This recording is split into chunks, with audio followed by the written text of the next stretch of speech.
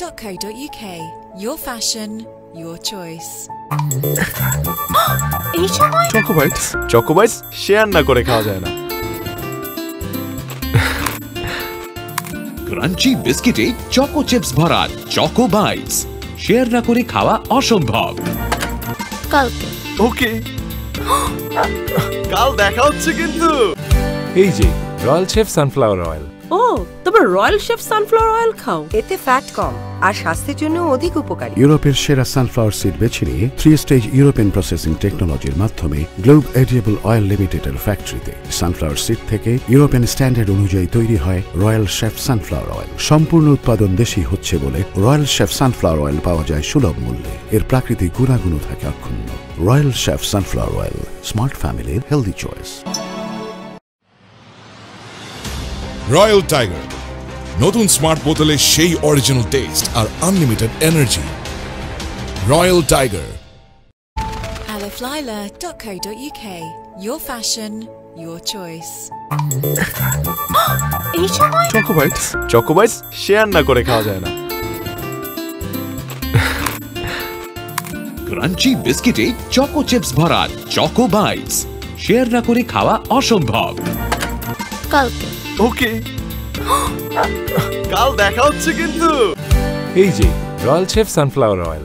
ও, তবে royal Chef sunflower oil খাও, এতে ফ্যাট কম আর স্বাস্থ্যের জন্য অধিক উপকারী। ইউরোপের সেরা সানফ্লাওয়ার সিড বেছে নিয়ে 3 স্টেজ ইউরোপিয়ান প্রসেসিং টেকনোলজির মাধ্যমে গ্লোব এডিয়েবল অয়েল লিমিটেডের ফ্যাক্টরিতে সানফ্লাওয়ার সিড থেকে ইউরোপিয়ান স্ট্যান্ডার্ড অনুযায়ী তৈরি হয় রয়্যাল শেফ সানফ্লাওয়ার অয়েল। সম্পূর্ণ উৎপাদন দেশি হচ্ছে বলে রয়্যাল শেফ সানফ্লাওয়ার অয়েল পাওয়া যায় সুলভ মূল্যে। এর প্রাকৃতিক গুণাগুণও থাকে অক্ষুণ্ণ। Royal Chef sunflower oil, smart ফ্যামিলির হেলদি চয়েস।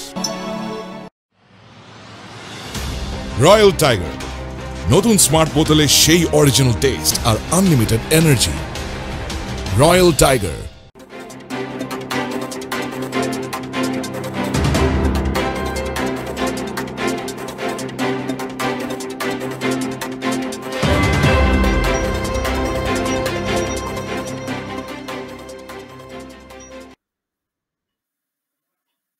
সুপ্রিয় দর্শক, চ্যানেল 19 এর বিষয়ভিত্তিক আলাপচারিতামূলক অনুষ্ঠান আড্ডা অনুষ্ঠানের আজকের পর্বে আয়ারল্যান্ড স্টুডিও থেকে আপনাদেরকে স্বাগত জানাচ্ছি আমি আফরিন সুলতানা।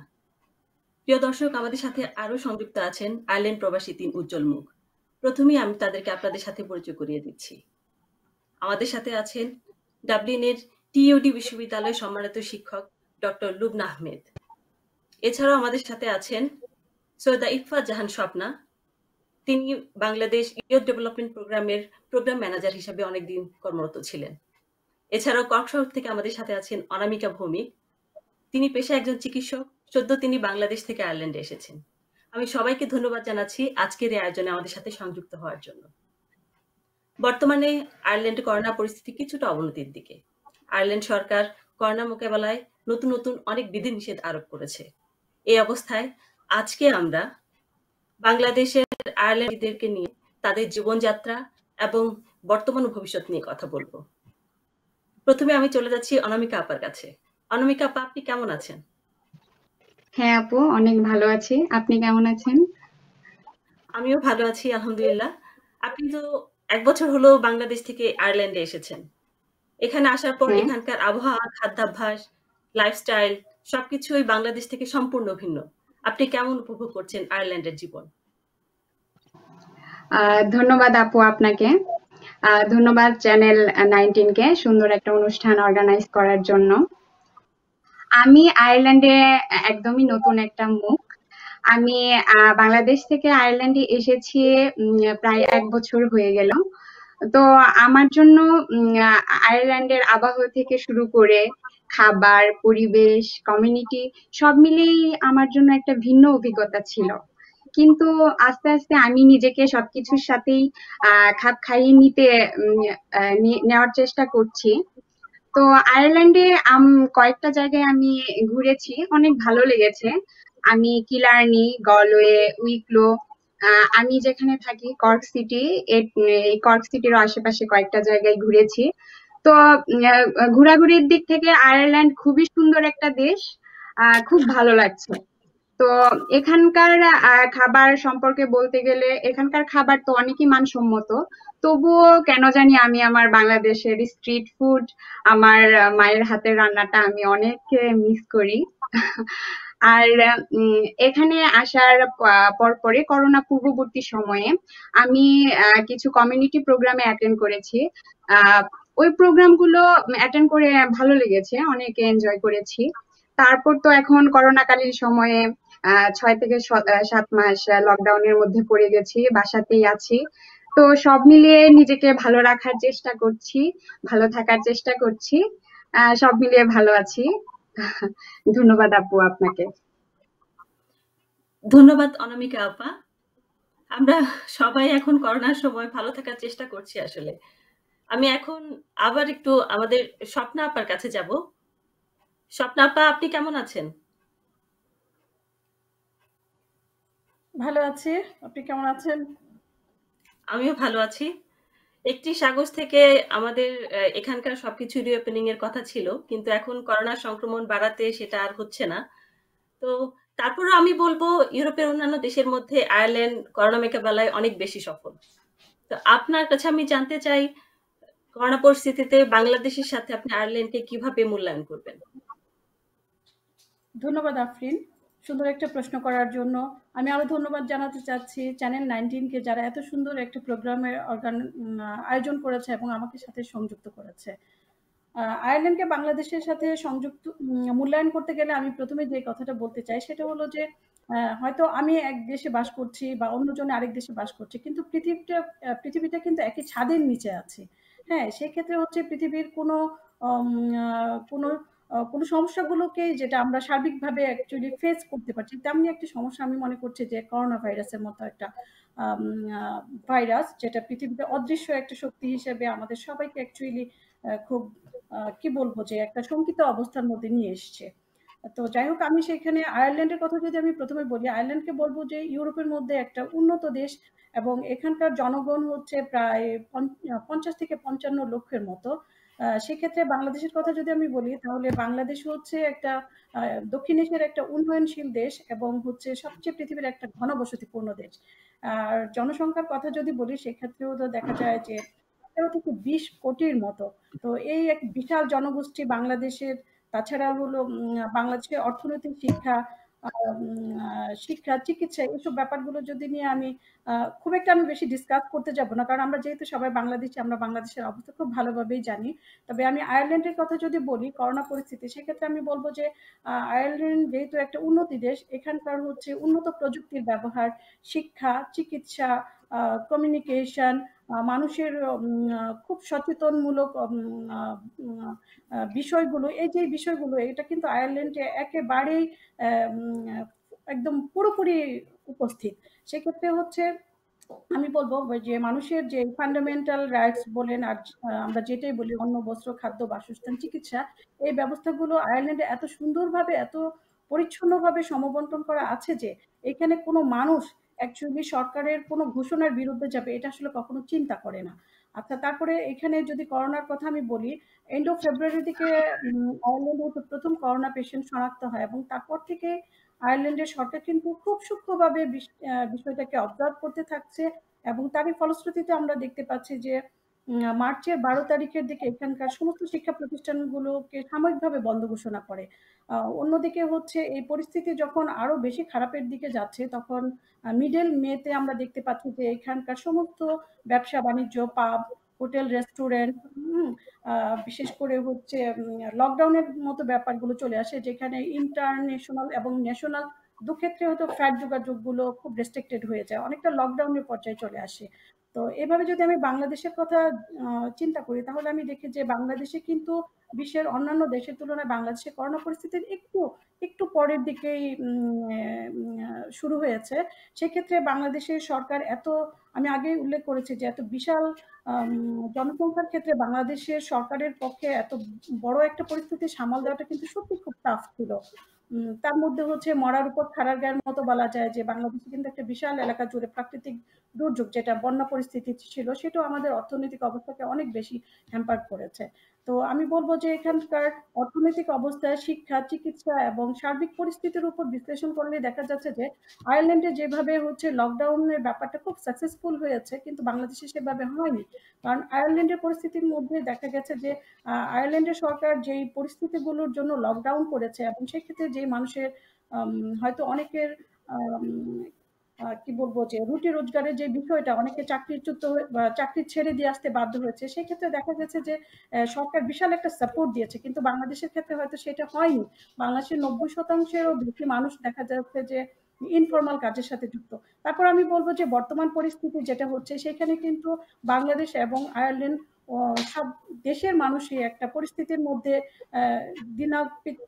দিন যাপন করছে এবং তারা চেষ্টা করছে যে নিজেকে কিভাবে করোনার সাথে ফাইট করে নিজেকে সেফ রাখা যায়, বা করোনা ব্যক্তিকে কিভাবে ঘরে রেখে ভালোভাবে ট্রিটমেন্ট করা যায়, তাকে এই অবস্থা থেকে ওভারকাম করা যায়। তো এটা আমি বলবো যে একদম ভেরি রিসেন্টলি যেটা দেখতে পাচ্ছি, আয়ারল্যান্ডের করোনা পরিস্থিতি একটু খারাপের দিকে যাচ্ছে, তো বাংলাদেশেরও ঠিক একই অবস্থা হচ্ছে। তবে হচ্ছে ভবিষ্যতে বলে দিবে আসলে আমাদের ভাগ্যে কি আছে বা আমরা কতদিন পর্যন্ত এই অবস্থায় থাকবো। ধন্যবাদ। ধন্যবাদ স্বপ্না আপা। আসলেই তাই, আমরা বাংলাদেশি হিসেবে আসলে অনেক বেশি গর্বিত। এত জনসংখ্যার দেশ হওয়া সত্ত্বেও বাংলাদেশ করোনা মোকাবেলায় খুব একটা পিছিয়ে নেই। আমি আবার আপনার কাছে আসব। এখন আমি আমাদের লুবনা আপার কাছে যাচ্ছি। লুবনা আপা, আমরা জানি আপনি অনেক বেশি ব্যস্ত থাকেন, সবসময় ক্লাস, এক্সাম, পরীক্ষার, রিসার্চ সবকিছু নিয়ে সবসময় খুব ব্যস্ত। কিন্তু এই করোনার সময়টাতে আপনি বাসায় ছিলেন, বাসায় থেকে ওয়ার্ক ফ্রম হোম করেছেন। আমি স্পেশালি বলবো উইথ কিডস। সো সেই অভিজ্ঞতাটা একটু আমাদের সাথে শেয়ার করেন। ধন্যবাদ আফরিন, সুন্দর একটা প্রশ্ন করার জন্য। আর আজকের আড্ডাটা খুব ভালো লাগছে, স্বপ্নাপার কাছ থেকে অনেক তথ্যবহুল কথা শুনলাম, মজা লাগলো। খুব অনামিকার নতুন জীবনের কথা শুনে অনেক শুভকামনা রইল তার জন্য। আর হ্যাঁ, খুব ব্যস্ত থাকি। তো ক্লাসেস তুমি যেরকম বললে যে আমি একটা বিশ্ববিদ্যালয়ে পড়াশোনা করাচ্ছি বাচ্চাদেরকে, তো পড়া যখন 12ই মার্চ হঠাৎ করে আমাদেরকে বলল যে আজকে থেকে ইউনিভার্সিটি বন্ধ হয়ে যাচ্ছে, ঘোষণা দেওয়া হলো, তো তখন আমি আমার অ্যাকচুয়ালি দুটো পিএইচডি স্টুডেন্টের সাথে কাজ করছিলাম সেই মুহূর্তে ল্যাবে। তো ওদেরকে বললাম যে ঠিক আছে, এখন পর্যন্ত তোমরা যতটুকু ল্যাব ওয়ার্ক করেছো এইটুকু নিয়ে তোমরা তোমাদের থিসিসটা লেখা শুরু করো। তখন বলা হলো যে 2 উইকস এর জন্য ইউনিভার্সিটি বন্ধ করে দেবে। তো বললাম যে ঠিক আছে, এই 2 উইকস তোমরা এ করো আর লেখালেখি করো, আর আমি প্রতি উইকে তোমাদের সাথে কথা বলবো। আমাদের তো বিভিন্ন অ্যাপ আছে, জুম, গুগল, এমএস মিডিয়া, তো এগুলোর সাথে আমরা কথা বলবো, তোমাদের সাথে আমরা উইকলি যে আমি মিটিংটা করি সেটা অনলাইনে করবো, এই বলে ওদেরকে দিলাম। আর ক্লাসেস গুলো অফ করলাম। ক্লাসেস গুলো আমরা কিরকম করি, লেকচার এখানে ডেলিভার করা হয় ফেস টু ফেস অফকোর্স, কিন্তু সবকিছুই পাওয়ার পয়েন্ট প্রেজেন্টেশনে করি, আর এইগুলো সবই অনলাইন মডিউল থাকে। তো বললাম যে আমি ওভাবেই ক্লাসেস গুলো অনলাইন নেব তোমাদের সাথে আর কন্টিনিউ করব। আর বাকি যেই ল্যাব ওয়ার্ক গুলো ছিল, যেমন আমি যেহেতু সায়েন্স ব্যাকগ্রাউন্ডে কেমিস্ট্রি এন্ড বায়োলজি পড়াই, তো সেই ক্ষেত্রে আমার প্রচুর ল্যাব ওয়ার্ক থাকে স্টুডেন্টসদের সাথে। এই ল্যাব গুলো আমি আপাতত বন্ধ করে দিয়ে বললাম যে আমরা এটা ডিফারেন্ট ভাবে তোমাদেরকে অ্যাসাইনমেন্ট দেব। হ্যাঁ, তো ওইভাবে বলে আমরা বাসায় চলে আসলাম 2 উইকস এর কথা বলে। কিন্তু দেখা গেল এই 2 উইকসটা করোনা এত বেড়ে গেল যে এখন লকডাউন প্রায় 4 মাস আমরা ঘরে বসে আছি। সো ইন দ্যাট ওয়ে আমাদেরকে ফুল সেমিস্টারটা কমপ্লিট করতে হয়েছে, এবং আমাদেরকে নতুন সেমিস্টারও শুরু করব, সেটাও সম্পূর্ণ ভিন্ন রূপে শুরু করতে হবে। এই সেপ্টেম্বর থেকে যে নতুন সেমিস্টারটা শুরু হবে, অল ক্লাসেস আমরা অনলাইন করেছি। আমাদের যে এক্সাম গুলো রয়েছে সেগুলো আমরা অনলাইনে করেছি। যত ল্যাব ওয়ার্ক সেগুলো আর কন্টিনিউ করতে পারিনি, সেগুলো আমরা চেঞ্জ করে ডিফারেন্ট অ্যাসাইনমেন্টস করেছি, writing assignments, reading assignments. Exam হলে এসে এক্সাম দিতে পারেনি স্টুডেন্টসরা, তারা অনলাইন বাসায় বসে এক্সাম দিয়েছে। তো whole things we have to change, আর আমরা ওভাবেই অ্যাডাপ্ট করেছি, যেহেতু করোনার ক্ষেত্রে ফার্স্ট আমাদেরকে হেলথ এর ক্ষেত্রে রিস্ক নিতে পারি নাই। আর বাসার ক্ষেত্রে বলবো কি, করোনার কারণে একটু সুবিধা হয়েছে কিরকম, যে খুব যেমন আমি এবং আমার হাজবেন্ড দুইজনই যেহেতু আমরা কাজ করি, আমার হাজবেন্ডও আইরিশ রিসার্চ গভর্নমেন্ট সেন্টারে কাজ করে, তো আমরা দুইজনই ফুল টাইম জব করি। আমার দুটো বাচ্চা হয়েছে, এর মধ্যে একটা 6 বছর আর একটা 3 বছর, দুটোই মেয়ে। তো ওদের সাথে বাসায় থেকে অ্যাকচুয়ালি লাইফটা কখনো সেভাবে এনজয় করা হয়নি। তো এই করোনার মধ্যে দেখা গেল যে আমরা সবাই বাসায় আছি, কাজটা ভাগ করে নিয়েছিলাম, যেহেতু চাইল্ড মাইন্ডিং করতে হবে। আমি সকালের দিকে আমি আমার কাজগুলো করতাম, আর আমার হাজবেন্ড দুপুরের পরে কাজ করতো। কিন্তু তার মধ্যেও বাচ্চারা ছিল, ওদেরও বাচ্চা একটা বড় যেটা, তার তো একটু হোমওয়ার্ক ছিল, তারপরে হোমওয়ার্ক করাতাম, তারপরে তাদের সাথে খেলা। আমার বাসার পাশে একটা গার্ডেন আছে, মানে বাসার ব্যাকইয়ার্ড। তো ওই গার্ডেনটায় ও বাচ্চাদের সাথে খেলতাম, বাচ্চাদের সাথে সময় করতাম, কিছু রান্না বাড়ি করলাম। এই লকডাউনের মধ্যে দেখা গেল রোজা হলো, তো অনেক ইফতার বানালাম। তারপরে ঈদ হলো দুটো। যে এরিয়াটায় আমি থাকি সেখানে আরো কিছু বাঙালি থাকেন, তো তাদের সাথে ইন লকডাউনেও মাঝে মাঝে প্রতিবেশী, যেহেতু 2 কিলোমিটারের মতো যাওয়া যেত, তো ওরা 2 কিলোমিটারের মধ্যেই ছিল যখন স্ট্রিক্ট লকডাউন ছিল। তো তাও ওদের বাসার সামনে গিয়ে জাস্ট ঘুরে এসছি, হ্যালো বলে এসছি। আর পরের ঈদটা খুব ভালো করে হলো। পরের ঈদে ওরা আমাদের বাসায় এসেছিল, আমরাও ওদের বাসায় গেলাম, যেহেতু একটু শিথিল হয়েছে লকডাউন। তো এনজয় করেছি ইন আ সেন্স যে আল্লাহর রহমত, ভালো ছিলাম, সুস্থ ছিলাম, আর ফ্যামিলি লাইফ এনজয় করেছি। দুটো ছোট বাচ্চা, তো ওদেরকে একটু সময় দিয়েছি, আর ওয়ার্ক লাইফ ব্যালেন্স করেছি। আল্লাহর রহমতে দিন ভালোই কেটেছে। ধন্যবাদ আপা। আমরা সবাই মোটামুটি এই করোনার সময়টাতে অনলাইনে সমস্ত কার্যক্রম চালিয়েছি। আমি নিজেও ব্যক্তিগতভাবে অনলাইনে ক্লাস করেছি, যেহেতু আমি এখানে পিএইচডি গবেষণা করছি। আমাকেও রিসার্চের ল্যাব ওয়ার্কগুলো বন্ধ রেখে এখান থেকে কাজ করতে হয়েছে, যতটা সম্ভব অনলাইনে। মিটিংগুলো আমরা অনলাইনে সেরেছি। তো এখন আমি আরেকবার একটু স্বপ্না আপার কাছে যাব, যেহেতু ওনার মেয়ে আমরা জানি সে স্কুলে পড়ছে, সেও তার সমস্ত ক্লাস অনলাইনে করেছে। তো অভিভাবক হিসেবে অনলাইন ক্লাসে আপনি কতটা সন্তুষ্ট ছিলেন বা আছেন, সেটা আমি আপনার কাছে একটু জানতে চাই। ধন্যবাদ আফরিন। সন্তুষ্ট থাকার বিষয়টা আসলে সন্তুষ্ট থাকতে হচ্ছে, বা থাকা ছাড়া কোনো উপায় নেই, আমি এভাবেই বলবো। কেননা 12ই মার্চ থেকে যখন স্কুলগুলো লকডাউন করে দেয়, সমস্ত শিক্ষা প্রতিষ্ঠানগুলো লকডাউন করে দেয়, তখন থেকে কিন্তু আমরা মোটামুটি একটা টেনশনে পড়ে গিয়েছিলাম যে কিভাবে কি হবে। হ্যাঁ, তো সেদিকে আসলে দেখা গেছে যে ঘরে বসে থেকে যে টিচার তার জায়গা থেকে, স্টুডেন্ট তার জায়গা থেকে কোনো ডিভাইসের মাধ্যমে সংযুক্ত হয়ে যে পড়াশোনাটা হচ্ছে বা যেভাবে হচ্ছে লেসনটা কমপ্লিট করানো হবে, অ্যাকচুয়ালি সেটাই হচ্ছে অনলাইন শিক্ষা ব্যবস্থার মধ্যে। তবে এই যে অনলাইন শিক্ষা পদ্ধতিতে, এটা কিন্তু টিচার এবং স্টুডেন্ট উভয়ের মধ্যে হচ্ছে একটা নতুন বিষয় আমার মতে। এটার আগে হয়তো তারা সেভাবে এই ওয়েটাতে যায়নি।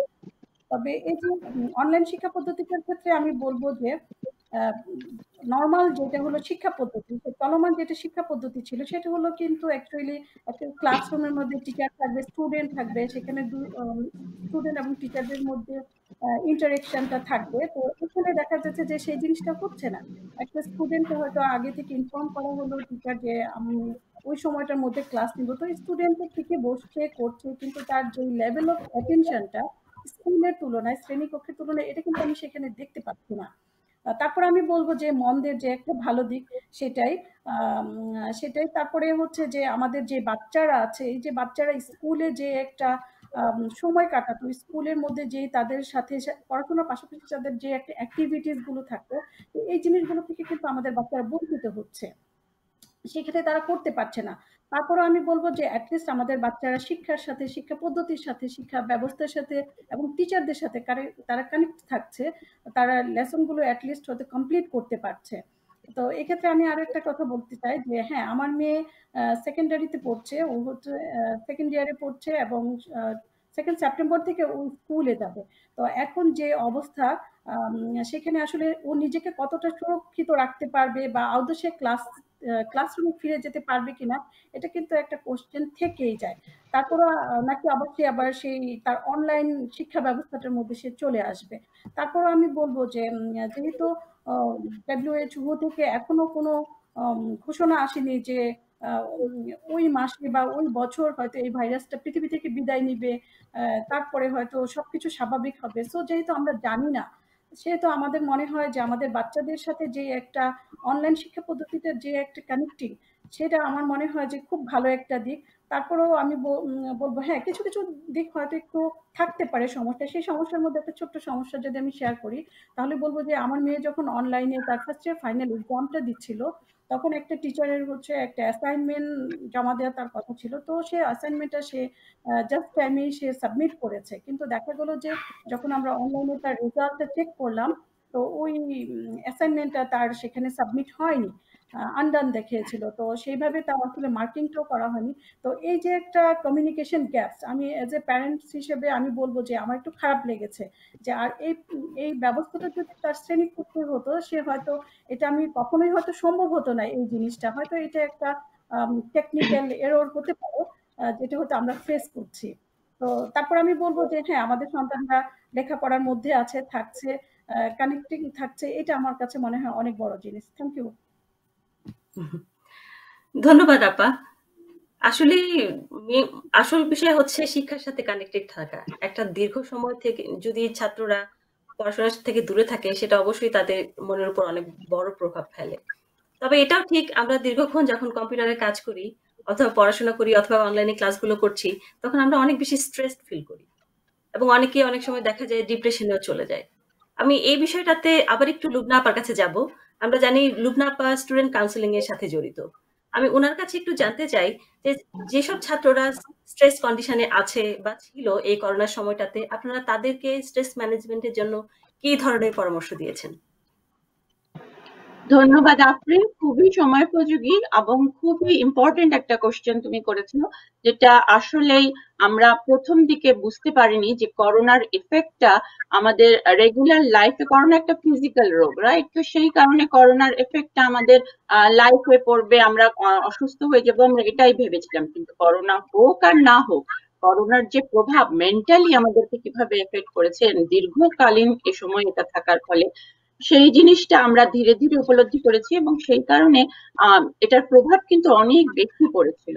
তো দেখা গিয়েছে যেহেতু আয়ারল্যান্ড একটা উন্নত দেশ, এখানে মেন্টাল হেলথটাকে খুব বেশি গুরুত্ব দেওয়া হয়। তো প্রত্যেকটা ইউনিভার্সিটিতেই স্টুডেন্টদের জন্য একটা কাউন্সিলর থাকে, যে কাউন্সিলর যে কোনো ধরনের ইস্যুর জন্য স্টুডেন্টরা তার সাথে কথা বলতে পারে। এবং এই করোনাকালীন সময়েও সেই কাউন্সিলর উনি কাজ করেছেন, রিমোটলি করেছেন, যেভাবে করার কথা ইয়েতে এসে ইউনিভার্সিটিতে এসে তা করেননি, কিন্তু উনি তারপরও কাজ করেছেন। যদি কোনো স্টুডেন্ট কখনো লো ফিল করছিল বা কোনো কারণে তার কারোর সাথে কথা বলার দরকার ছিল, তা আমরা সবসময় স্টুডেন্টদেরকে বলেছি যে তোমরা অবশ্যই তোমার রিলেভেন্ট লেকচারার অথবা তোমার কাউন্সিলরের সাথে কন্ট্যাক্ট রাখবে। আর আরেকটা জিনিস সবসময় আমি আমার স্টুডেন্টদেরকে বলি, যেটা হচ্ছে আর স্পেশালি করোনা টাইমে বলেছি যে don't get hard on yourself. তোমার নিজের প্রতি তুমি এত হার্ড হয়েও না। তুমি একটা অ্যাসাইনমেন্ট জমা দিতে পারোনি, একটাতে একটু কম নাম্বার পেয়েছো, ইটস ওকে, আবার তুমি করতে পারবে। করোনা ইটস নতুন জিনিস, আমরা সবকিছু নতুন ভাবে করছি, কখনো আমরা 100 বছরের মধ্যে এই জিনিস দেখিনি। এটা আমরা কেউই জানি না যেটা কিভাবে আমরা এটাকে ডিল করবো। এখন পর্যন্ত এর রোগটা কি এবং এর রোগের ভ্যাকসিনটা কিভাবে আমরা করবো তাও বের করতে পারিনি। তো সেই ক্ষেত্রে বাচ্চাদেরকে এই কথা বলা হয়েছে। হ্যাঁ, স্ট্রেস খুব বেশি ছিল, খুব মারাত্মক বেশি ছিল। ইভেন আমি আজকে একটা জিনিস শেয়ার করি, আমার ছোট মেয়েটা যে 6 বছর বয়স, প্রথম দিকে ওকে আমি অনেক বলেছিলাম যে আচ্ছা হাত টাত ধো, এরকম করোনা হয়েছে। একদিন হঠাৎ করে ঘুমের মধ্যে কান্না শুরু করলো। তো আমি গিয়ে বললাম যে কি হয়েছে কি হয়েছে। তো তখনও ও কাঁদছিল এবং ও বলছিল মা আমি সব জায়গায় বাঘ দেখতে পাচ্ছি, বাঘ এভরিওয়্যার, বাঘ এই পর্দার উপরে বাঘ, আমার বিছানায় বাঘ। তো তখন আমি বুঝলাম যে দেখো আমার ছোট মেয়েটাকে কিভাবে এফেক্ট করছে। ওর তো আর দুনিয়া অন্য স্ট্রেস নেই যে আচ্ছা পরীক্ষায় কেমন করবো বা পড়াশোনা হচ্ছে না। কিন্তু আমাদের যারা ইউনিভার্সিটি স্টুডেন্ট বা সেকেন্ড ইয়ার স্টুডেন্ট, যেমন ভাবি বললেন যে ভাবির মেয়েটা নুজরাত, ওর যে একটা অ্যাসাইনমেন্ট জমা হলো না, তো এটা ওর জন্য মন খারাপের বিষয়। ইভেন তার মায়েরও মন খারাপ হয়েছে। তো এই সব ক্ষেত্রে আমরা অবশ্যই বলেছি যে যখন তুমি স্টুডেন্টদেরকে এবং স্টাফদের জন্য বিভিন্ন ওয়েবিনার অ্যারেঞ্জ করা হয়েছে তাদের ওয়েলবিং এর জন্য, তাদেরকে জেনারেল কিছু টিপস দেওয়া হয়েছে, যেমন বলা হচ্ছে as much as regular life lead করার জন্য। তো যতটুকু সম্ভব সকালে উঠে শাওয়ার নিয়ে তারপরে রেগুলার যেভাবে ক্লাসেসে যাওয়ার জন্য তুমি ড্রেস আপ করে ফেলতে, সেরকম করে ফেলো, এতে তুমি রিফ্রেশ ফিল করবে। বলা হয়েছে যে হাইড্রেটেড থাকার জন্য, যথেষ্ট পানি খাওয়ার জন্য বা অন্য যে কোনো ড্রিঙ্ক খাওয়ার জন্য, এবং বলা হয়েছে তাকে as much as healthy food খাওয়ার জন্য। যখন ধন্যবাদ আপা, আমরা আবার আপনার কাছে আসবো এই বিষয় নিয়ে কথা বলার জন্য। এখন আমি অনেকক্ষণ ধরে অনামিকা আপা অপেক্ষা করছেন, তার কাছে একটু যাই। আমরা স্ট্রেস নিয়ে কথা বলছিলাম, আমরা সবাই পড়াশোনা, কাজ সবকিছু নিয়ে অনেক স্ট্রেসে ছিলাম, সেগুলো ম্যানেজমেন্টের জন্য চেষ্টা করেছি নিজে নিজে। তো অনামিকা আপা যেহেতু বাসায় ছিলেন, উনি কিভাবে স্ট্রেস ম্যানেজমেন্ট করেছেন সেটা আমরা একটু শুনতে চাই। ধন্যবাদ আপু আপনাকে। আমি বাসাতেই তো আছি, 6 থেকে 7 মাস যাবত পুরা বাসাতেই আমার সময় কাটছে। তো আমি মেইনলি আমার রেজিস্ট্রেশন এক্সামের জন্য প্রিপারেশন নেওয়ার জন্য ফোকাস করছি।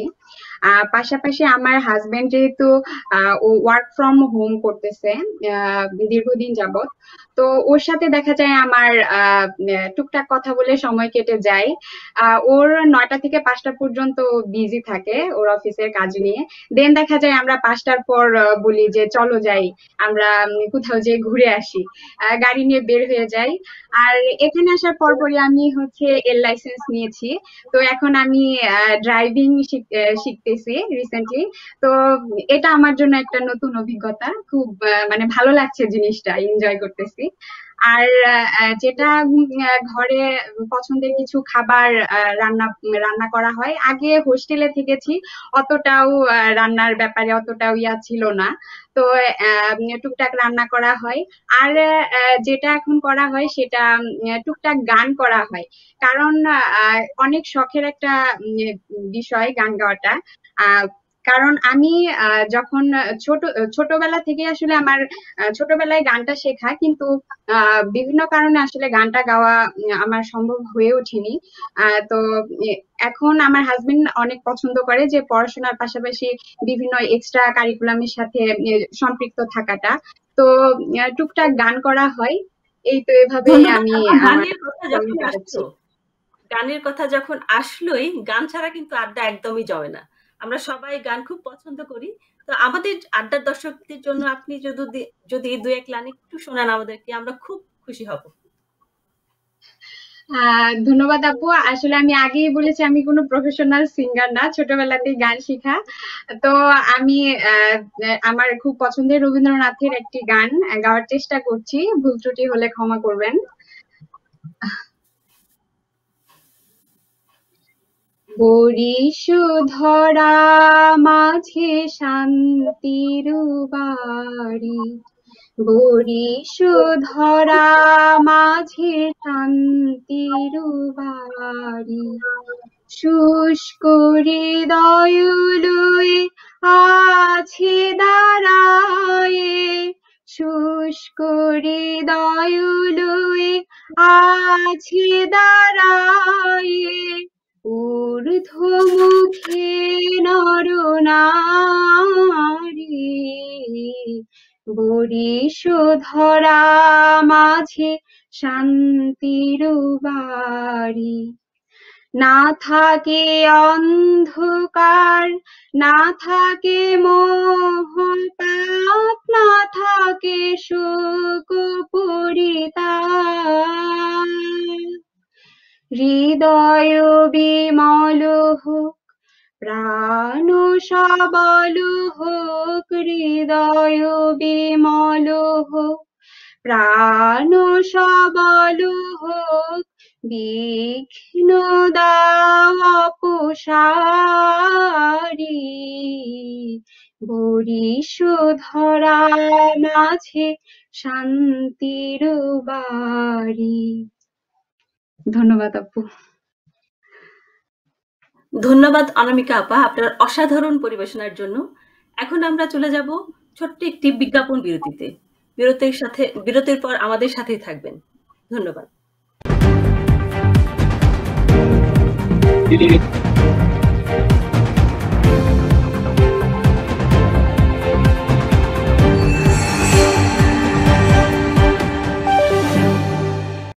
aliflila.co.uk. Your fashion, your choice. এই সময় চকোবাইটস শেয়ার না করে খাওয়া যায় না। ক্রাঞ্চি বিস্কিটে চকো চিপস ভরা চকো বাইটস, শেয়ার না করে খাওয়া অসম্ভব। কালকে ওকে কাল দেখা হচ্ছে কিন্তু। এই যে royal Chef sunflower oil.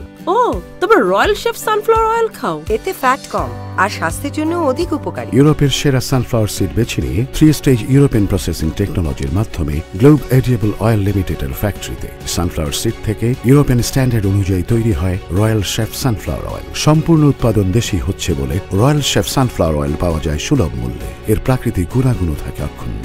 Royal Chef sunflower oil, smart ফ্যামিলির হেলদি চয়েস। রয়্যাল টাইগার, নতুন স্মার্ট বোতলে সেই অরিজিনাল টেস্ট আর unlimited energy. Royal Tiger. aliflila.co.uk. Your fashion, your choice. এই সময় চকোবাইটস শেয়ার না করে খাওয়া যায় না। ক্রাঞ্চি বিস্কিটে চকো চিপস ভরা চকো বাইটস, শেয়ার না করে খাওয়া অসম্ভব। কালকে ওকে কাল দেখা হচ্ছে কিন্তু। এই যে রয়্যাল শেফ সানফ্লাওয়ার অয়েল। ও, তবে রয়্যাল শেফ সানফ্লাওয়ার অয়েল খাও। এতে ফ্যাট কম আর স্বাস্থ্যের জন্য অধিক উপকারী। ইউরোপের সেরা সানফ্লাওয়ার সিড বেছে নিয়ে 3 স্টেজ ইউরোপিয়ান প্রসেসিং টেকনোলজির মাধ্যমে গ্লোব এডিয়েবল অয়েল লিমিটেডের ফ্যাক্টরিতে সানফ্লাওয়ার সিড থেকে ইউরোপিয়ান স্ট্যান্ডার্ড অনুযায়ী তৈরি হয় রয়্যাল শেফ সানফ্লাওয়ার অয়েল। সম্পূর্ণ উৎপাদন দেশি হচ্ছে বলে রয়্যাল শেফ সানফ্লাওয়ার অয়েল পাওয়া যায় সুলভ মূল্যে। এর প্রাকৃতিক গুণাগুণ থাকে অক্ষুণ্ণ। Royal Chef sunflower oil, smart ফ্যামিলির হেলদি চয়েস। রয়্যাল টাইগার, নতুন স্মার্ট বোতলে সেই অরিজিনাল টেস্ট আর আনলিমিটেড এনার্জি। Royal tiger.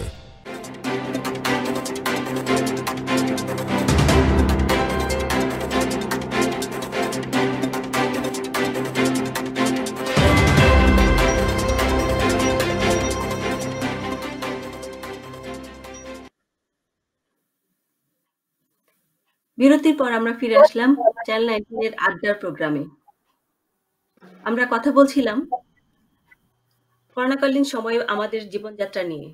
আমি এখন স্বপ্না আপার কাছে একটু জানতে চাই। স্বপ্না আপা এখানে আসছেন 2 বছর ধরে। তো এখানে উনি আসার পরেই করোনার সংক্রমণ হলো। ওনার বাচ্চা অনলাইনে ক্লাস করছেন, ওনার হাজবেন্ড অফিস করছেন বাসা থেকেই। তো উনি কিভাবে এই সময়টাতে নিজেকে মানিয়ে নিয়েছেন আমাদেরকে যদি একটু বলেন। ধন্যবাদ আফরিন। অ্যাকচুয়ালি বর্তমান বিশ্বে যে এক অবস্থার মধ্যে যাচ্ছি আমরা, অ্যাকচুয়ালি আমি কেন পৃথিবীর সমস্ত মানুষরাই নিজেকে মানিয়ে নেওয়ার চেষ্টা করছি নতুন এক। আমিও কোনো ব্যতিক্রম কিছু না। তবে হচ্ছে যেটা আমার ফ্যামিলিকে সময় দেওয়া বা নিজেকে কিভাবে সময় বের করা, এখানে হচ্ছে আমি এখনো তেমন কিছুই করছি না। বলতে গেলে হচ্ছে আমি হাউস ওয়াইফ। সেক্ষেত্রে হচ্ছে পুরোটা সময় আমার ফ্যামিলির জন্য থাকছে এবং আমি মনে করি যে এখানে আমার একটা ফ্যামিলি, বাংলাদেশে একটা ফ্যামিলি। বাংলাদেশে ফ্যামিলি আছে, আত্মীয়স্বজন আছে, ফ্রেন্ডস আছে, তাদের সাথে আমি খুব কথা বলি। এখন অনেকটাই সময় পাই। আর এখানে যেহেতু আমার হাসব্যান্ড আছে, ওর হলো job opportunity, work from home. সেভাবে হচ্ছে দেখা যাচ্ছে যে আগে যেমন করোনার করোনার পরিস্থিতি সেই পূর্বের কথা যদি আমি একটু ফিরে যাই, সেই সময় দেখতে সকালবেলাটা আমার খুব ব্যস্ততার মধ্যে কাটতো। কেননা তখন আমার মেয়ের স্কুল, ওর অফিস সবকিছু নিয়ে খুবই বিজি থাকতাম। তো এখন এই সময়টাতে দেখা যাচ্ছে যে অতটা ব্যস্ততা নেই বললেই চলে। সকালবেলা ওর মতো করে উঠে অফিসের কাজে বসে যায়। তারপরে হচ্ছে মেয়ে হয়তো ওর রুমে থাকছে, একটু লং টাইম ঘুমাচ্ছে। আমিও উঠে হয়তো দেখা যায় আমার কিছু টুকিটাকি কাজগুলো সেরে ফেলি। তো ওরই মধ্যে দেখা যাচ্ছে ও যখন অফিসের কাজ করছে, ও হয়তো এখান থেকে আমাকে এসএমএস পাঠালো যে আমার ক্ষুধা পেয়েছে। আমি নাস্তা খাবো। দেন হয়তো এসে দেখা যাচ্ছে ওকে নাস্তা দিতে হচ্ছে। কিছুক্ষণ পর হয়তো আমার বলছে যে 1 কাপ চা দিতে হবে। তারপরে দেখা যাচ্ছে যে কিছুক্ষণ পরে আরো তার ডিমান্ডটা আস্তে, আস্তে বেড়ে যাচ্ছে। সে দুপুরবেলা কি খাবে, তারপরে হচ্ছে বিকেলে কি নাস্তা হবে। এভাবে একসময় মনে হচ্ছে যে তখন নিজেকে মনে হয় যে সে হয়তো কোনো একজন বস, আমি তার একজন সাবঅর্ডিনেট। তো তারপরে এই বিষয়গুলোকে নিয়ে আসলে খুব এনজয় করছি, নিজেকে খাপ খাইয়ে নেওয়ার চেষ্টা করছি। আর আমার মেয়ে যেহেতু ও বেশ বড়, ও 13 প্লাস, তারপরে ওকে আমার তেমন কিছুটা করে দিতে হয় না। ও নিজেই পারে অনেক কিছু করতে। তো সেক্ষেত্রে দেখা যাচ্ছে আমাদের সোমবার থেকে প্রায় শুক্রবার পর্যন্ত একই অবস্থার মধ্যে যায়। কারণ এই 5 দিন ওর টানা অফিস করতে হয়। তবে অফিসিয়াল টাইমটা দেখা যাচ্ছে কখনো, কখনো ও খুব আর্লিতে কমপ্লিট করে ফেলে। সেক্ষেত্রে দেখা যাচ্ছে যে আমরা হয়তো বাহিরে বের হয়ে যাই, কিছু খাবার-দাবার নিয়ে যাই। আর আমরা জানি যে আয়ারল্যান্ডে খুব কম সময়টা হলো সামার থাকে, যেটা এখন যাচ্ছে অলমোস্ট শেষ বলা যায়। তারপরে হচ্ছে আমরা খুব দূরে কোথাও চলে যাই, যেখানে হয়তো দেখা যাচ্ছে সমুদ্র, পাহাড়, বন একসাথে। তো সেইসব জায়গার মধ্যে গিয়ে আমরা বেশ কিছু সময় হয়তো মানে পার করে এবং খুব ভালোও লাগে। তারপরে হয়তো বাসায় ফিরে এসে আবার সেই হয়তো কিছুক্ষণ টেলিভিশন দেখা, বাচ্চাকে সময় দেয়া, হাসব্যান্ডকে সময় দেয়া। তো এইভাবে আলহামদুলিল্লাহ ভালো আছি। আর নিজেকে খাপ খাইয়ে নিচ্ছি। আমার ভালোই লাগছে। খারাপ লাগছে না। আরেকটা বিষয় আমি এখানে মেনশন করতে চাই, যে স্যাটারডে অ্যান্ড সানডেটা আসলে খুব বেশি মিস করছি। কারণ এখানে যেহেতু বেশ কিছু বিধিনিষেধ আছে, তো কারো বাসায় খুব একটা ওভাবে যেতেও পারছি না, কাউকে হয়তো বাসায় ডাকতেও পারছি না। এই একটা জিনিস আমার মনে হয় আমি না, সমস্ত বাংলাদেশিরাই আমরা এটা খুব প্রচন্ডভাবে মিস করছি। তারপর নিজেকে মানিয়ে নেওয়ার চেষ্টা করছি। ভালো আছি। ধন্যবাদ। ধন্যবাদ আপা। আমি এখন অনামিকা আপার কাছে একটু শুনতে চাই। উনি এমবিবিএস শেষ করে বাংলাদেশ থেকে আয়ারল্যান্ডে এসেছেন। এখানে আসার পর আমি জানি উনি এখানে চিকিৎসা পেশা শুরু করার জন্য পড়াশোনা করছেন।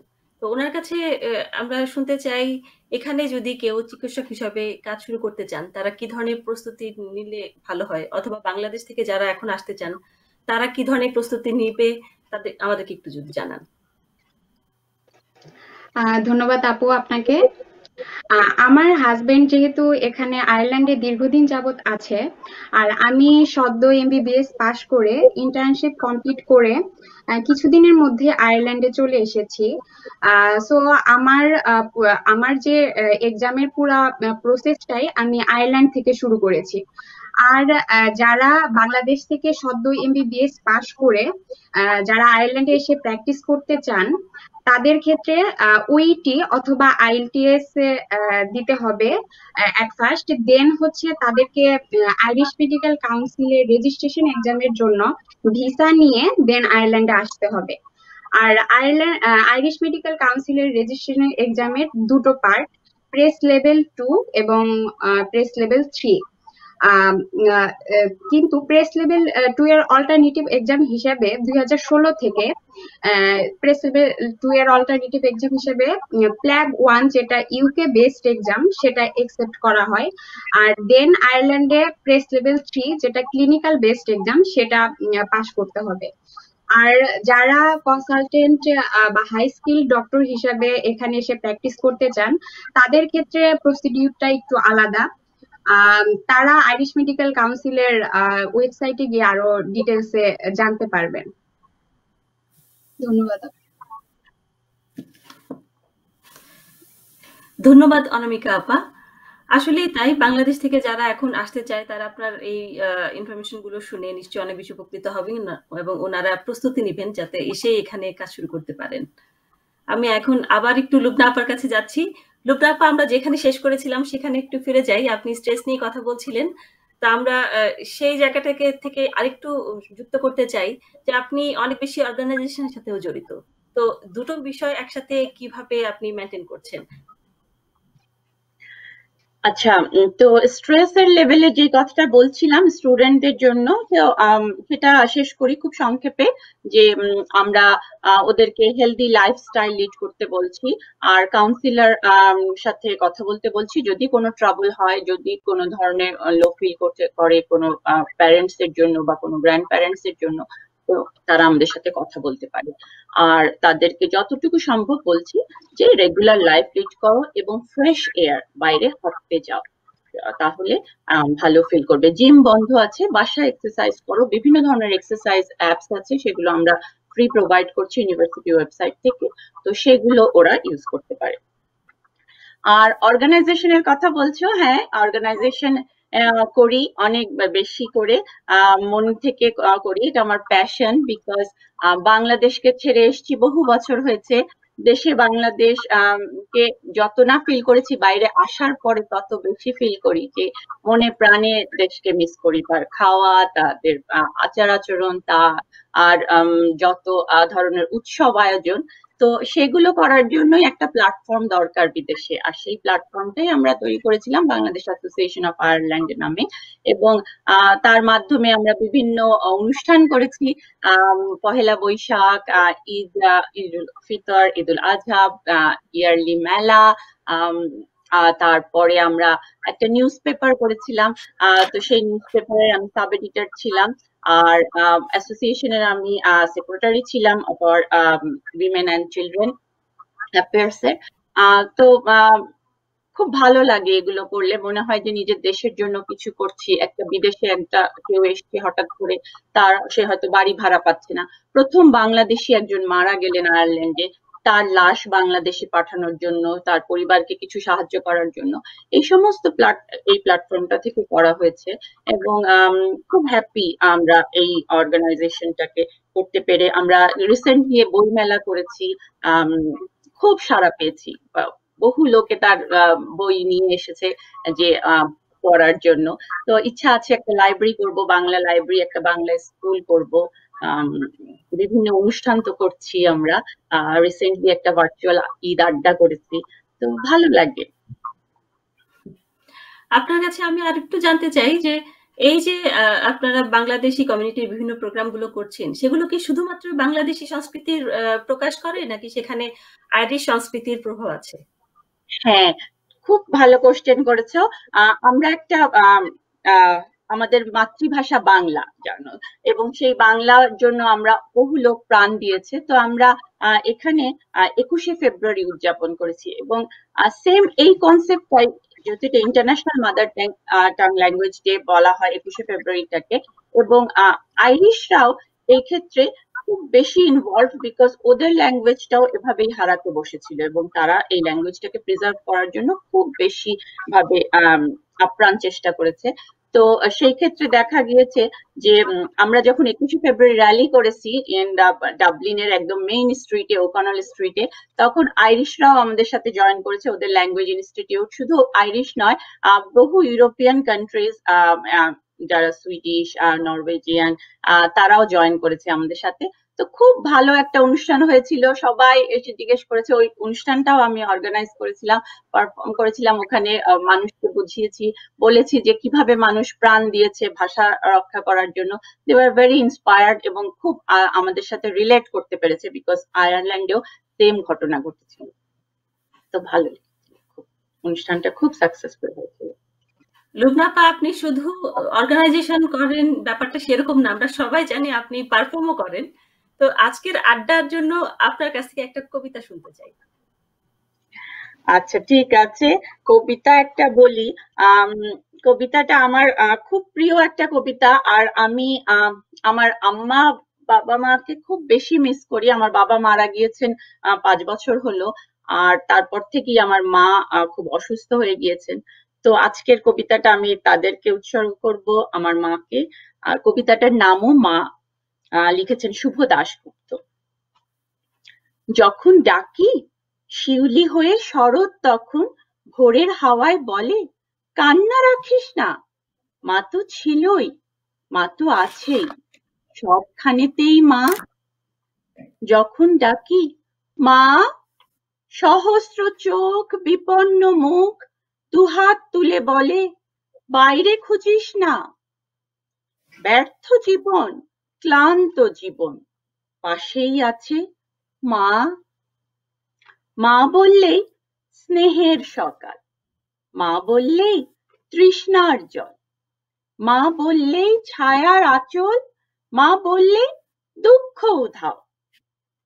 যখন ডাকি মা, মন্দিরে আর গির্জায় কিংবা মসজিদে সুর ভাসে, একই তো সুর না।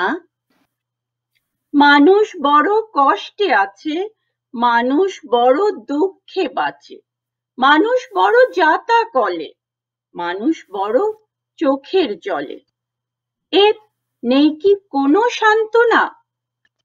দূরের থেকে মা তখনই উঠে আসেন কাছে, শিয়রে হাত রেখে বলেন আমি আছি না। যখন ডাকি মা। ধন্যবাদ আফরিন। ধন্যবাদ আপা আপনার অসাধারণ আবৃত্তির জন্য। কিছুটা আবেগ ঘন মুহূর্তে সৃষ্টি হয়েছে। আমরা সবাই মাকে অনেক ভালোবাসি, বাংলাদেশ থেকে আমরা সবাই অনেক দূরে আছি। যাই হোক, এখন আমি আবার একটু অনামিকা আপার কাছে যাচ্ছি। আমরা আসলে এই সবকিছু একদম কাছ থেকে দেখতে চাই। কিন্তু এই করোনার কারণে আমরা কোনো কিছুই কাছ থেকে দেখতে পাচ্ছি না, বাংলাদেশে যেতে পারছি না, মাকে আলিঙ্গন করতে পারছি না। তো উনি যেহেতু একজন চিকিৎসক, উনার কাছে জানতে চাই আমরা কবে নাগাদ ভ্যাকসিন পেতে পারি অথবা এই করোনার প্রকোপ থেকে মুক্তি পেতে পারি? ধন্যবাদ আপু, অনেক গুরুত্বপূর্ণ একটা প্রশ্ন করার জন্য আমাকে। আপনারা জানেন বিভিন্ন দেশের বিভিন্ন গবেষণা প্রতিষ্ঠানগুলোই এখন ভ্যাকসিন নিয়ে কাজ করছে। তো ভ্যাকসিন নিয়ে বিভিন্ন পরীক্ষা নিরীক্ষা চলছে, হিউম্যান ট্রায়াল চলছে। মার্কিন যুক্তরাষ্ট্রে জনসন অ্যান্ড জনসন কোম্পানি তাদের পরীক্ষামূলক করোনা ভাইরাসের ভ্যাকসিন সেপ্টেম্বরে 60,000 স্বেচ্ছাসেবকের শরীরে পরীক্ষা নেওয়ার একটা সিদ্ধান্ত গ্রহণ করেছে। আর এদিকে যুক্তরাজ্যের অক্সফোর্ড ইউনিভার্সিটির প্রফেসর সারা গিলবার্টের নেতৃত্বে একটি দল এই করোনা ভাইরাসের ভ্যাকসিন নিয়ে কাজ করছে। তাদের ফেজ 1 এবং ফেজ 2 খুবই সফলভাবে সম্পন্ন হয়েছে। এখন তারা ফেজ 3 নিয়ে কাজ করছে। তো ফেজ 3 সফলভাবে সম্পন্ন হলে আশা করা যায় যে এই ভ্যাকসিনটি অনুমোদন পাবে। আর ওদিকে রাশিয়া করোনা ভাইরাসের দ্বিতীয় ভ্যাকসিনটি নিয়ে কাজ করছে। যেহেতু তাদের প্রথম করোনা ভাইরাসের প্রথম ভ্যাকসিনটিতে অনেক পার্শ্ব প্রতিক্রিয়া ছিল, ইতিমধ্যে তারা 57 জন ভলেন্টিয়ারের শরীরে এই দ্বিতীয় করোনা ভাইরাসের দ্বিতীয় ভ্যাকসিনটি প্রয়োগ করেছে। তো তাতে কোনো পার্শ্ব প্রতিক্রিয়া দেখা যায়নি। বাংলাদেশেও ভ্যাকসিন নিয়ে বিভিন্ন কাজ চলছে। তো এক্স্যাক্টলি বলা যাচ্ছে না আসলে ভ্যাকসিন আমরা কবে নাগাদ পেতে পারি, তবে আশা করা যায় এবছরের মধ্যেই আমরা সবাই আশানুরূপ একটা ফল পেতে পারি। ধন্যবাদ আপা। আপনার কাছে আমি আরেকটু জানতে চাই যে ভ্যাকসিন আসতে দেরি হবে আমরা বুঝতে পারছি, কিন্তু তারপরেও করোনা থেকে আমরা যাতে সুস্থ থাকতে পারি, মুক্ত থাকতে পারি, সেজন্য আমরা কি ধরনের স্বাস্থ্যবিধি মেনে চলতে পারি বা আমাদের খাবার দাবারে কি ধরনের পরিবর্তন আনতে পারি, আপনি আমাদেরকে বলেন। আসলে ভ্যাকসিন কবে আসবে আমরা কেউই সঠিকভাবে জানি না। তো আমাদের সবাইকে এখন যেটা করতে হবে, স্বাস্থ্যের দিকে অবশ্যই আমাদের সবার আগে নজর রাখতে হবে। আমাদের ইমিউনিটি বিল্ড আপের দিকে অবশ্যই খেয়াল রাখতে হবে। তো আমরা আমাদের খাদ্য তালিকায় অবশ্যই স্বাস্থ্যকর এবং পুষ্টিকর খাবার দাবার রাখতে পারি। আমরা প্রচুর পরিমাণ ভিটামিন সি জাতীয় খাবার, ফলমূল, শাকসবজি প্রচুর খেতে হবে।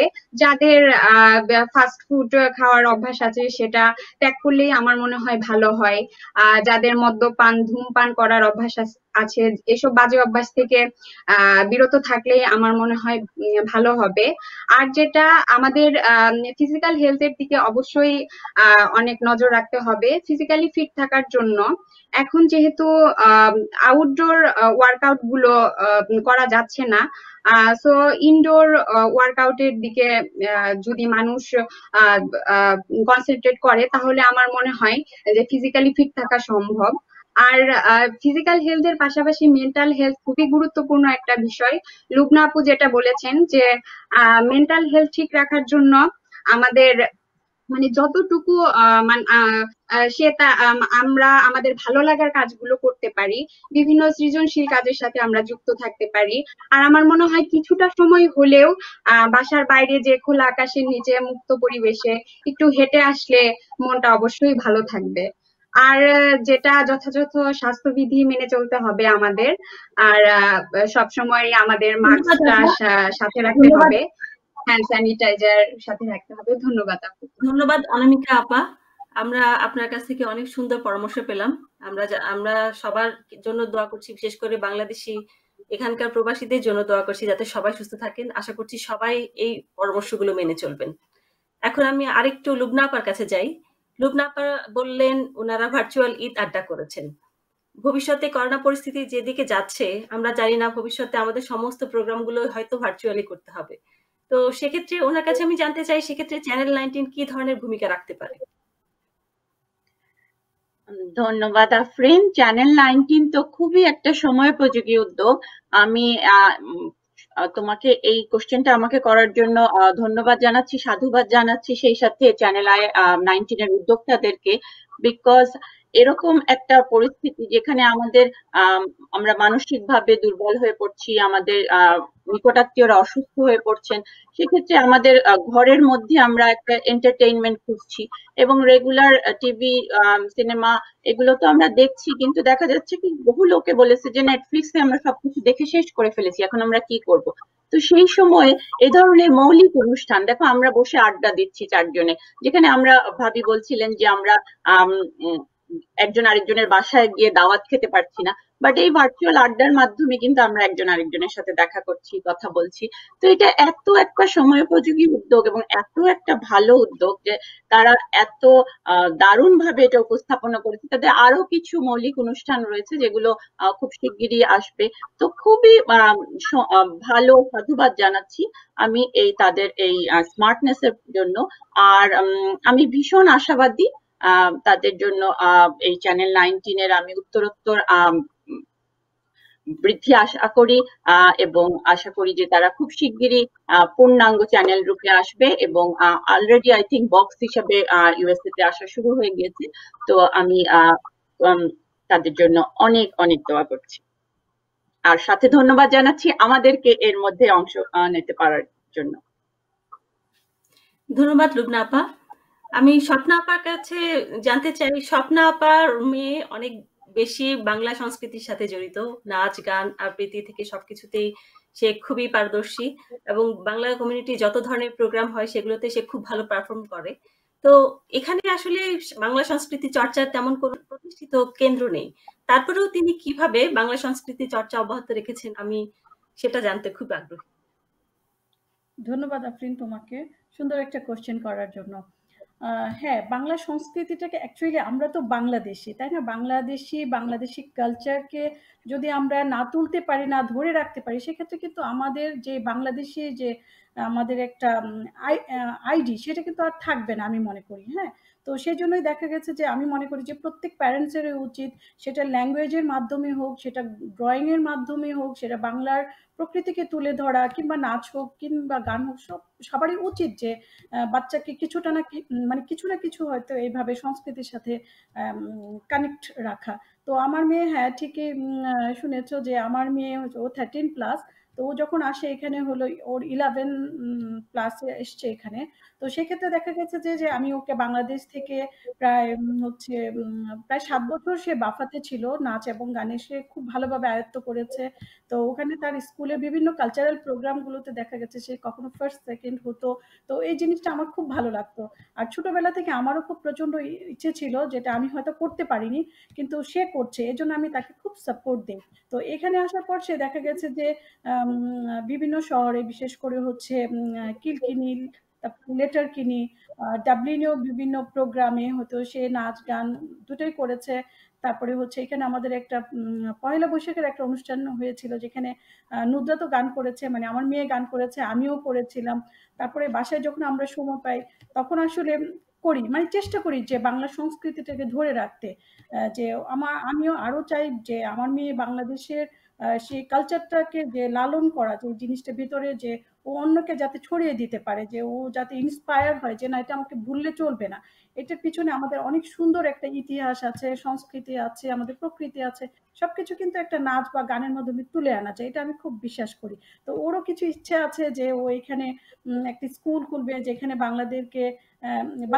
বাচ্চাদেরকে বাংলা শেখাবে, প্লাস হচ্ছে নাচ বা গানের ব্যবস্থা করবে। আমি জানি না হয়তো এটা ও কমপ্লিট করতে পারবে কিনা বা আদৌ ওর পক্ষে সম্ভব কিনা, তারপর ও যদি চায় আমরা প্যারেন্টস হিসেবে আমরা সাপোর্ট করব। ধন্যবাদ। ধন্যবাদ আপা। গুণী মেয়ের গুণী মা, আমরা সবাই জানি আপনি গান করেন। সবশেষে আমরা যেহেতু অনুষ্ঠানের শেষ পর্যায়ে চলে এসেছি, এখন আপনার গান শুনবো। ঠিক আছে, আমি ওভাবে কিন্তু গান করি না, কিন্তু আমি চেষ্টা করছি। ঠিক আছে, একটু চেষ্টা করছি, দেখি কি করা যায়। হ্যাঁ ঠিক আছে, আমি একটা দেশাত্মবোধক গান করছি। একতারা তুই দেশের কথা বল রে বার বল, আমাকে তুই বাউল করে সঙ্গে নিয়ে চল। জীবন মরণ মাঝে তোর সুর যেন বাজে, জীবন মরণ মাঝে তোর সুর যেন বাজে। এক একতারা তুই দেশের কথা বল রে এবার বল, আমাকে তুই বাউল করে সঙ্গে নিয়ে চল। একটি গানে আমি শুধু গেয়ে যেতে চাই, বাংলা আমার আমি যে তার আর তো চাওয়ার নাই রে, আর তো চাওয়ার নাই। প্রাণের প্রিয় তুমি মোর সাধের জন্মভূমি, প্রাণের প্রিয় তুমি মোর সাধের জন্মভূমি। একতারা তুই দেশের কথা বল রে এবার বল, একটি কথাই শুধু আমি বলে যেতে চাই, বাংলা আমার আমি যে তার পাই যে, বাংলা আমার সুখে দুঃখে পাই যেন গোঠাই রে, পাই যেন গোঠাই। তোমায় বরণ করে যেন যেতে পারি মোরে, তোমায় বরণ করে যেন যেতে পারি মোরে। একতারা তুই দেশের কথা বল রে এবার বল, আমাকে তুই বাউল করে সঙ্গে নিয়ে চল। সরি। ধন্যবাদ স্বপ্নাপা আপনার সুন্দর গানের জন্য। আমরা সবাই বাংলাদেশ থেকে অনেক দূরে আছি, কিন্তু আমরা সবাই মনে প্রাণে অন্তরে বাংলাদেশকে অনেক বেশি ধারণ করি। আপনার গান আমাদেরকে আবার যেন বাংলার সেই রাস্তায়, সেই বাউলের যে মাঠ, সেই জায়গায় ফিরিয়ে নিয়ে যাচ্ছে। আমরা আমাদের প্রোগ্রামের একদম শেষ পর্যায়ে চলে এসেছি। আপনাদেরকে সবাইকে অনেক অনেক ধন্যবাদ আজকের এই আড্ডায় আমাদের সাথে সংযুক্ত হওয়ার জন্য এবং এই আড্ডাকে এতটা প্রাণবন্ত করে ফেলার জন্য। সবাইকে সুস্থ থাকার জন্য অনুরোধ করছি। সবাই সুস্থ থাকবেন, ভালো থাকবেন, স্বাস্থ্যবিধি মেনে চলবেন। দেখা হবে নতুন কোনো আড্ডায়। আল্লাহ হাফেজ। আল্লাহ।